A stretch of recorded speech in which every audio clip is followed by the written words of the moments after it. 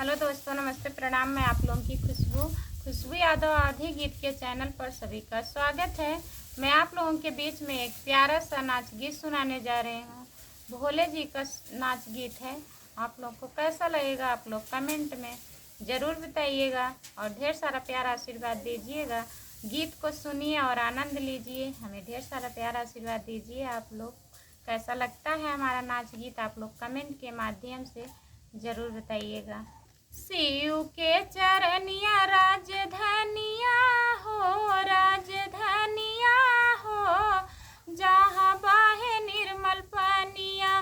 शिव के चरनिया राजधानिया हो, राजधानिया हो, जहाँ बाहे निर्मल पानिया।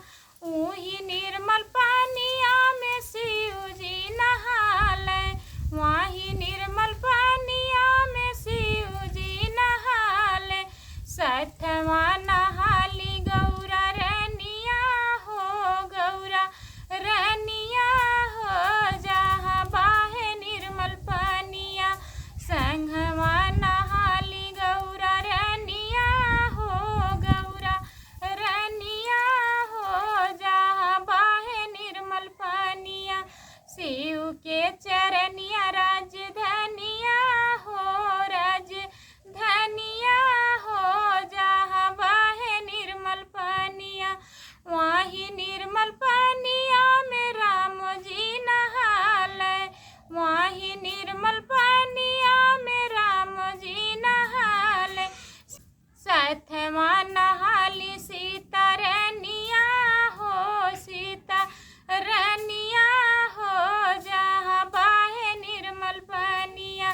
सतवा नहाली सीता रनिया हो, सीता रनिया हो, जहाँ बाहे निर्मल पानिया।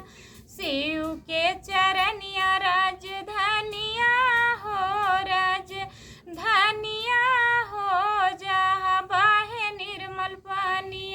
ऊही निर्मल पानिया में विष्णु नहाले, ऊही निर्मल पानिया में विष्णु जी नहाले।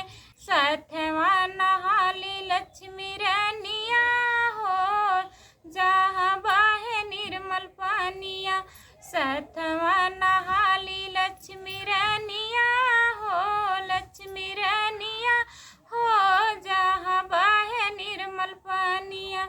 शिव के चरनिया राजधानिया हो, राजधानिया हो, जहाँ बाहे निर्मल पानिया।